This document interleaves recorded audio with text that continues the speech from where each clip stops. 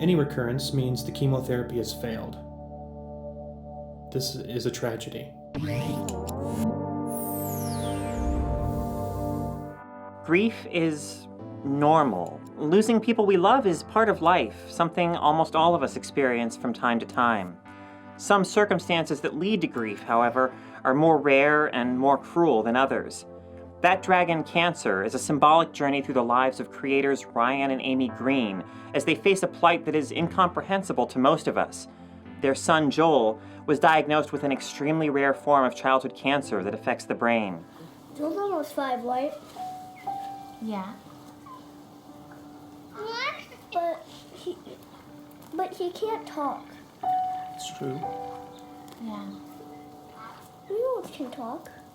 Yeah, no. Why can't Joel? What makes That Dragon Cancer so effective is the honesty with which the Greens let us into their hearts and minds. By doing so, they create a portrayal of hope and grief and love that is at once entirely their own and one that anyone who has suffered loss can relate to. That Dragon Cancer feels something like a dream. Real places and events that actually happened often give way to imagery that reflects the emotional and psychological lives of Amy and Ryan.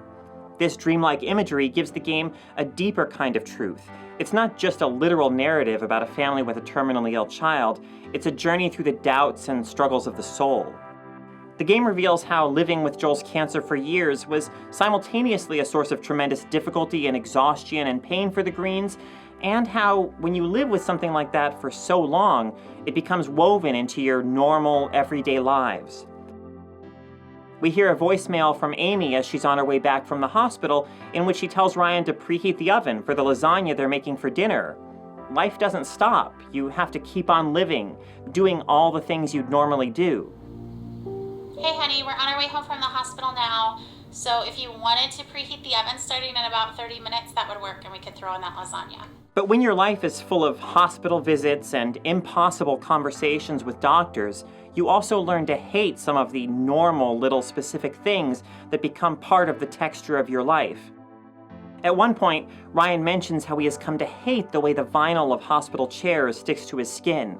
Precise details like this put you in the day-to-day lives of the Greens. The animation in That Dragon Cancer is minimal, and while the visual design supports the often abstract and dreamlike narrative, it's through the sound that the story comes to life. He won't stop crying. I don't blame him. He feels miserable. I hate that we're here. I hate that he's sick. In one scene, Ryan is with Joel at the hospital, and we hear Joel crying out of thirst or exhaustion or pain, and all Ryan wants to do is comfort Joel, but he can't. And as you hear Joel crying, you understand some tiny fraction of what Ryan feels, listening to his son's anguish and being powerless to ease it. The sound of Joel's crying gnaws at you too. You also hate that he's suffering. You wish you could do something to make him better, but you can't. I was constantly surprised by the candor with which the Greens let us in on the doubts and questions that living with Joel raises in their hearts. Well, enjoy floating on the surface like you always do. There's nothing deep about drowning. Just get in the boat. You have to let me feel this!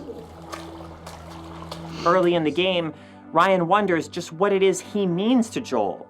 How does Joel, who has so few words in his vocabulary, understand or conceive of Ryan, his own father? It's such a different kind of connection than the one a father might typically form with his child.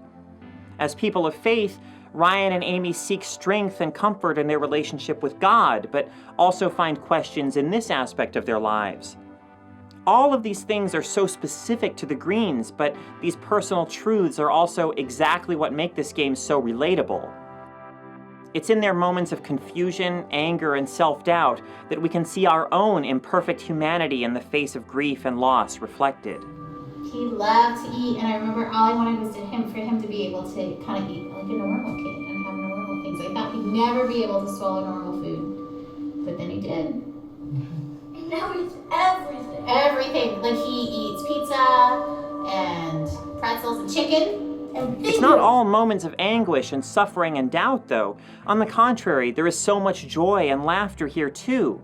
And the game becomes a profound meditation on the mysteries of love and the ways in which joy and pain are so often intermingled. Joel may not be able to communicate with his parents the way children his age usually can, but as Ryan observes at one point, he is still good at so many things, eating and laughing and showing people what he loves. You gonna give Zoe a kiss? Are you ready? Zoe kisses. Set. Go. There is doubt and fear, anger and resentment, and strife and grief beyond words. But above all, there is love.